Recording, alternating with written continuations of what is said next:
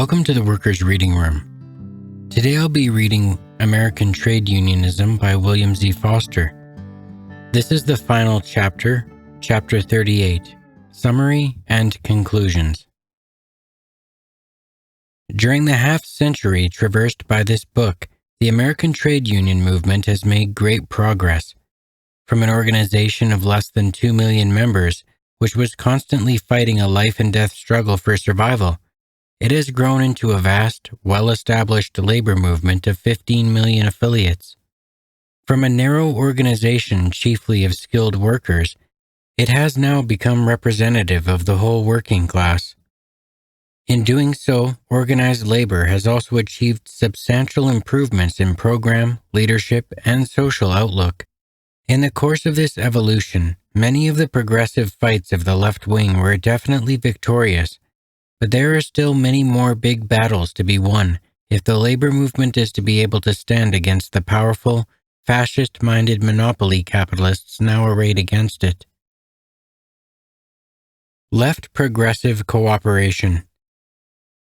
One of the major lessons of this book, developed in terms of practical struggle, is the important role that has been played in the development of the American labor movement by the working united front between the communists and the center-progressive forces in the trade unions. This left-center combination, expressing a common program of action, has been the driving force of progress in the labor movement. Those times when for some reason the lefts and progressives did not work together and when the right wing had a free hand were periods of stagnation and defeat for the trade unions. At the present time, when labor is faced with many difficult problems, the cooperation between the communists and the progressives is more important than ever for the labor movement. A major objective of the current red-baiting campaign, which is a key weapon of reaction both outside and inside the unions, is to drive a wedge between the left wing and the center-progressive group. Should this attempt succeed, it could only result in making the right-wing union leadership supreme, thereby crippling the labor movement. Industrial Unionism. Ever since the days of Daniel de Leon and Eugene V. Debs, from about 1893 onward, the left wing has been an indefatigable advocate and fighter for industrial unionism. With the growth of large-scale industry and the trusts, and particularly after the loss of the Homestead steel strike in 1892, which demonstrated the inability of craft unions to organize the basic industries and to protect the living standards of the workers, the left wing has tirelessly worked for the establishment of industrial unionism, no less than of the socialist laborites, socialists, and syndicalists who preceded them.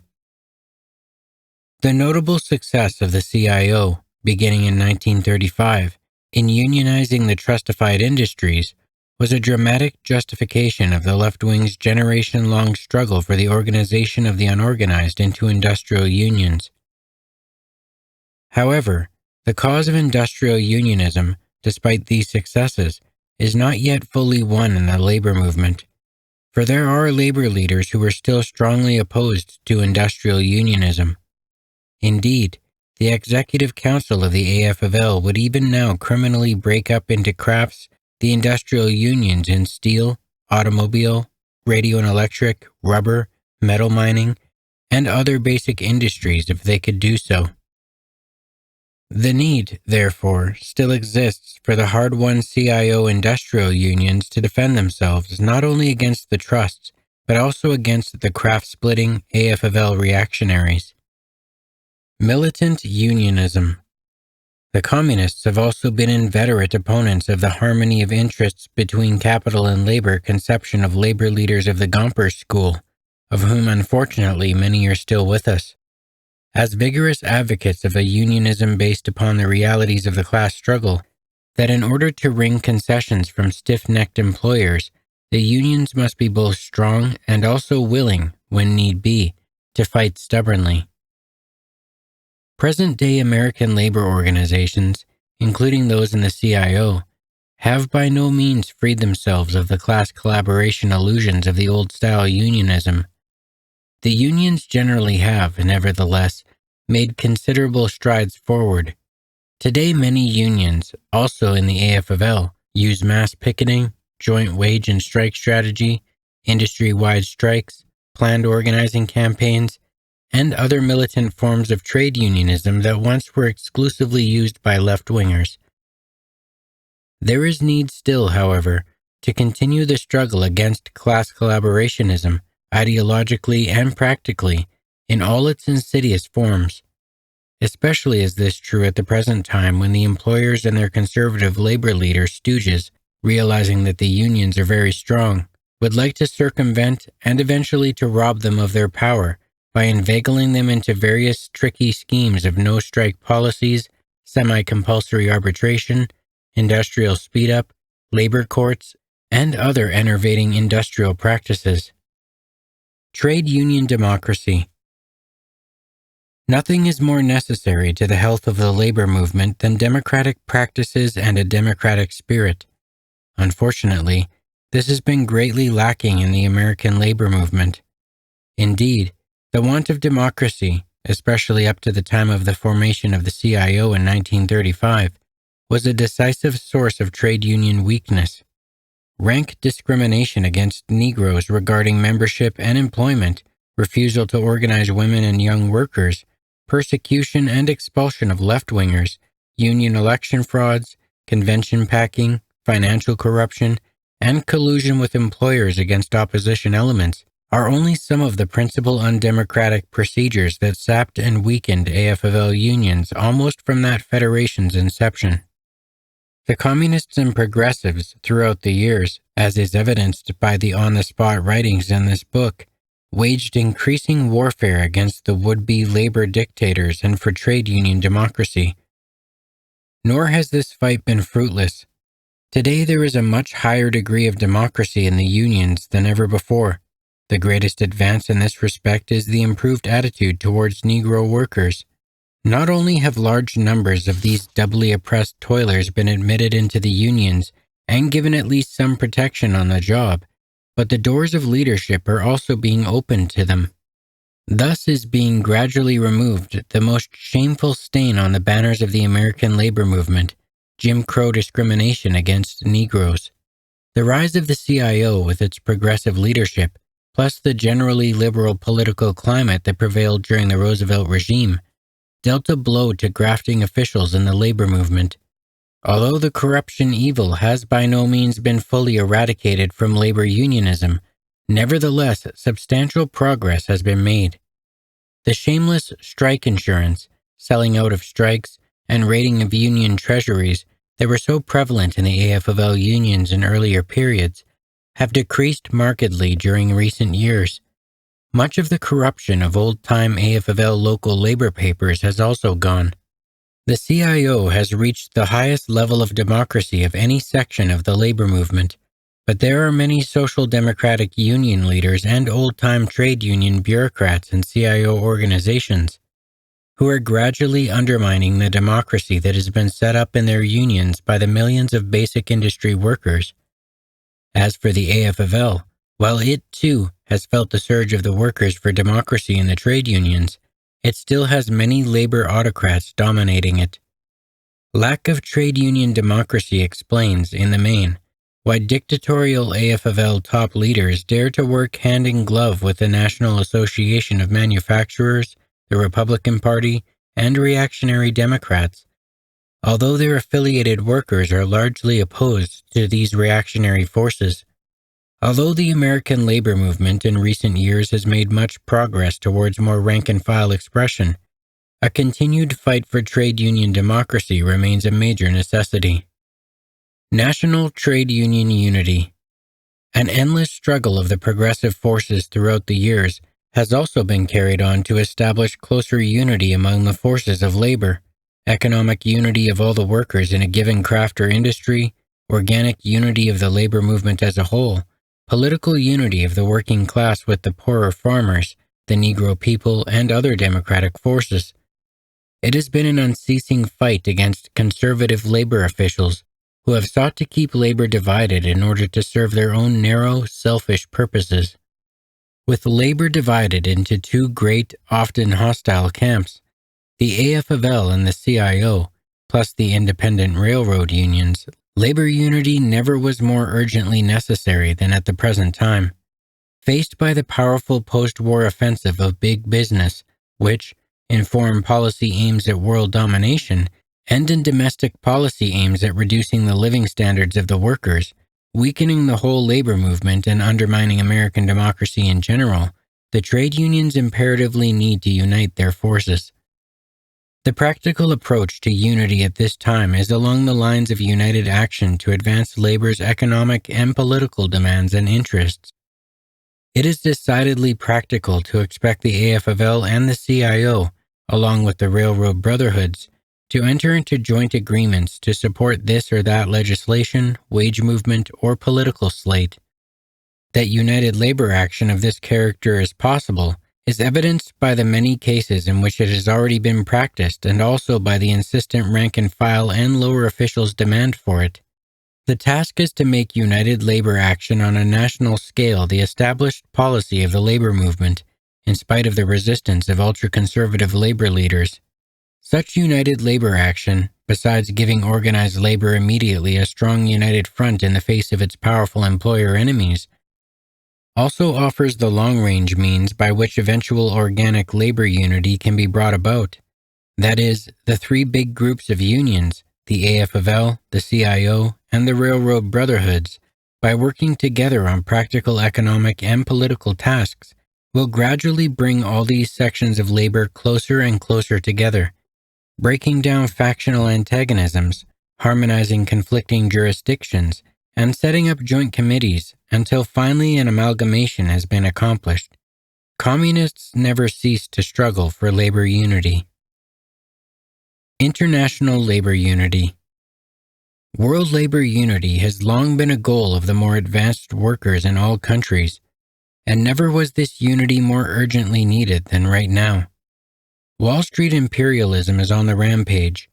Many powerful reactionaries and fascists in this and other countries accept the idea that war with the Soviet Union is inevitable, and they are preparing for such a war.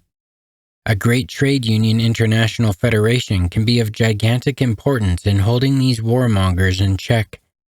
The long fight of the communists and progressives in this country for a world organization of labor, which is reflected in this book, has reached fruition in the recent formation of the World Federation of Trade Unions. The WFTU is a true global federation of unions, which its predecessor, the International Federation of Trade Unions, was not. The WFTU, embracing some 70 million workers in 60 countries, including the big unions of Soviet Russia and also the huge labor organizations of Asia and Latin America. The IFTU, which was principally a European organization, never attracted to itself these big labor movements, and it never reached more than a third of the total membership of the WFTU.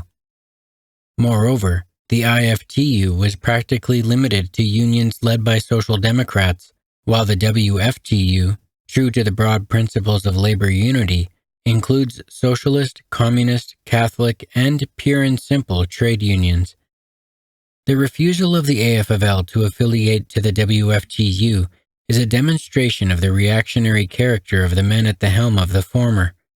Cut from this same cloth also is the AFL's present attempt to break up the Latin American Confederation of Labor, and to supplant it by a puppet organization working under reactionary AFL control. The fight for world labor unity, therefore, must be pressed with redoubled vigor, especially here in the United States. Today in our country, only the CIO is affiliated to the WFTU. There must be no cessation of efforts until the AFL, in spite of the professional world labor disruptors, has also become part of the great world organization of labor. Independent political action. Throughout this book's account of many years of communist union activities, the question of independent working-class political action is a never-ending theme. While seeking to build the Marxist-Leninist Communist Party, the Communists have also tirelessly fought against no politics in the Union's fallacies and urged the masses to organize a broad party composed of the labor movement, farmers, Negro people, professionals, small businessmen, and other democratic elements. This long fight now appears about to bear fruit. Many powerful economic, political, and social factors are pushing the workers and their political allies to break out of the capitalist two-party system and to move toward the formation of a great new mass people's anti-monopoly, anti-fascist party. Among these factors, on the negative side, are the ruthless offensive of big capital against the living standards and democratic rights of the people and the peace of the world, the surrender of the Truman administration to pressure of big capital, and the dangerous expansion of fascist ideas and organizations in this country. On the positive side are the tremendous growth of the labor unions, the politicalization of all the major problems that the workers have to face, the vast political experience which the workers and other democratic forces gained under the Roosevelt administration, and the growing feeling among the masses that both the Democratic and Republican parties are employer-controlled and do not represent their interests. These combined factors are making for the reconstitution of the pro-Roosevelt National Democratic Coalition on a higher political level in the shape of a third People's Party. The time is now at hand when the trade unions, grown powerful numerically and ripening ideologically, should end their political tutelage to the old capitalist parties. This action will represent a gigantic step forward for the American labor movement. It will also be the realization of one of the objectives for which the communists and other progressive forces have long struggled. After World War I, the American labor movement, because its conservative leaders refused to adopt the most elementary reforms in trade union organization, programs, and tactics, suffered a crushing defeat at the hands of the militant employers. But after World War II, let us hope, the labor movement, if not its AFL leaders, will show better judgment than it did after the last war in order to repel the attacks of the employers. The most urgent thing it must do in this respect is to establish a broad mass party of the democratic people.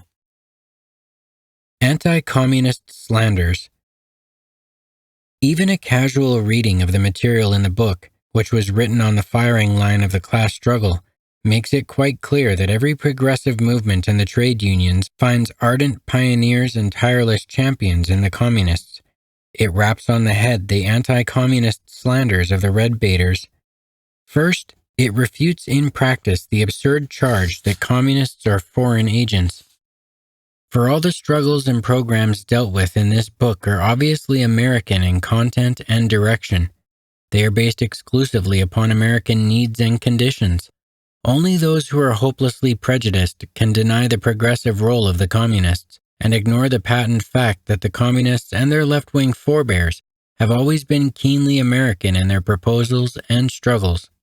Second, the history embodied in these writings shatters also the contention of red baiters that communists are callous to the interests and suffering of the masses, and that they advocate strife for strife's sake. The contrary is true. The communists stand out as indefatigable fighters for the best interest of the workers and the whole people. It could not be otherwise, for two very good reasons. A. The communists, being flesh and blood of the working class, suffer all the hardships of the workers and have the same urgent interests as other workers to abolish or alleviate these hardships. And B. Only when the communists, by loyal service in the class struggle, prove to the workers that they are the best and most trustworthy fighters in the daily struggle against capitalist abuses, can they win the workers' understanding and support for their larger objective of socialism. This is why, all over the world, communists are the most responsible leaders in strikes and other struggles. Third, this book also explodes the red baiters' myth that the Communist Party, for narrow partisan purposes, interferes in the internal life of the trade unions.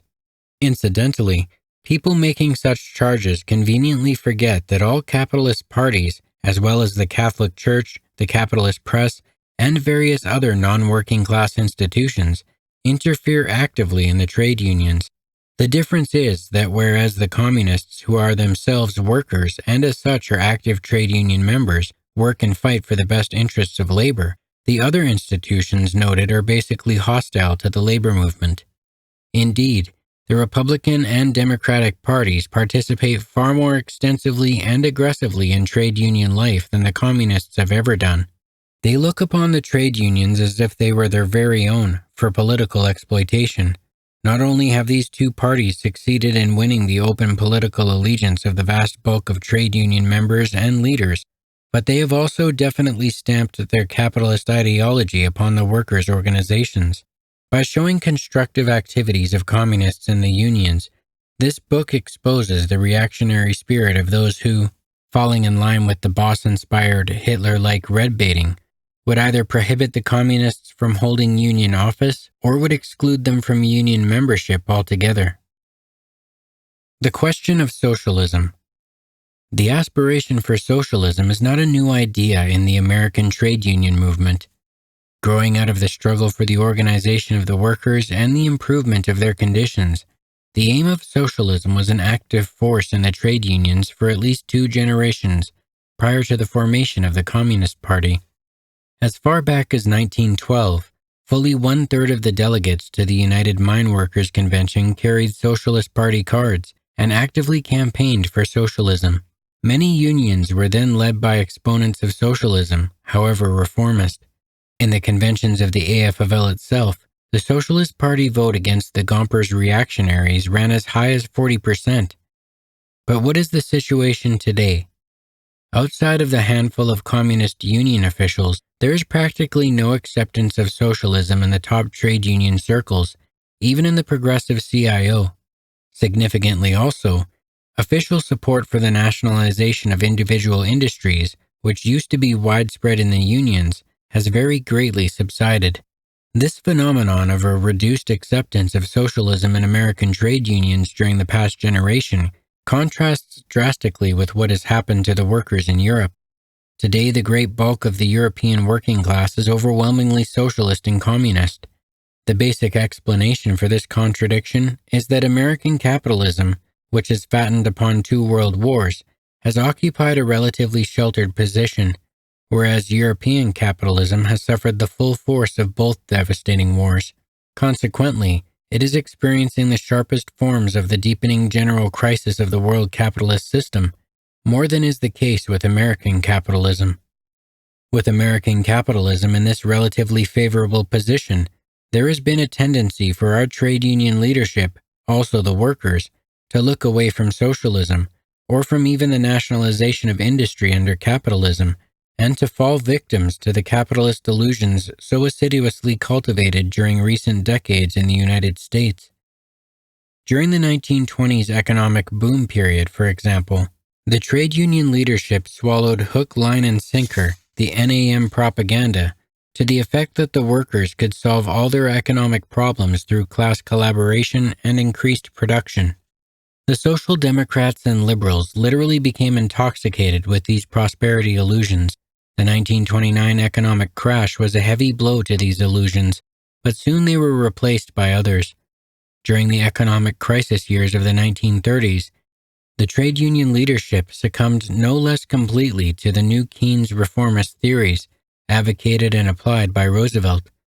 The substance of these theories is that capitalism can overcome its periodic economic crises and provide full employment through government make-work plans. Obsessed by such illusions, intensely propagated by capitalist writers and speakers, trade union leaders and members found little need for socialism or even for the nationalization of specific industries under Roosevelt. Hence, from these various factors, we find the almost incredible situation of even progressive labor leaders almost universally propagating the absurd capitalist slogan of free enterprise. Despite their slowness in accepting anti-capitalist Marxist slogans and ideology, American workers, nevertheless, have been making definite political progress, especially during the past 15 years. They are militant in strikes.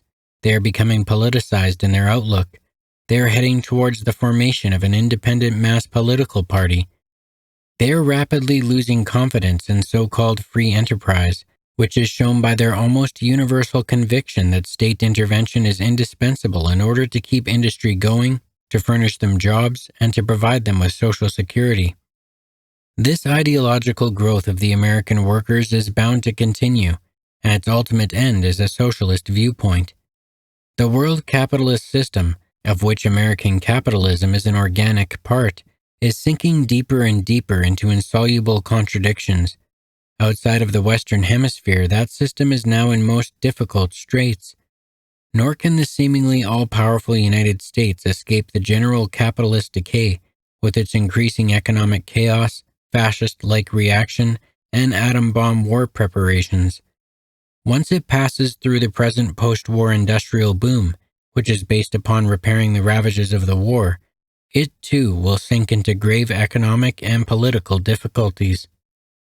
The workers and their political allies, in order to cope with these problems, will have to apply not only Rooseveltian economic reforms, they will be compelled to go far beyond and, as the peoples of Europe are doing, to begin to nationalize industry. Nor can the people stop short of eventual socialism. In the process, the workers will build a strong mass communist party. The fight for a socialist ideology for the American working class is a good fight, and it is not in vain. And that is the end of the conclusion to American trade unionism and the end of the book altogether. I hope everyone has enjoyed this. It's taken me a while to finish, but I'm glad that I have. I think this book's quite important, and I hope that people can make use of it. I know some people already are making use of it, and I'm glad that I can contribute to that in a very small way. So, that is the end of the book, American Trade Unionism, Principles, Organization, Strategy, and Tactics, written by William Z. Foster. Thank you for listening to the Workers' Reading Room. Have a good day.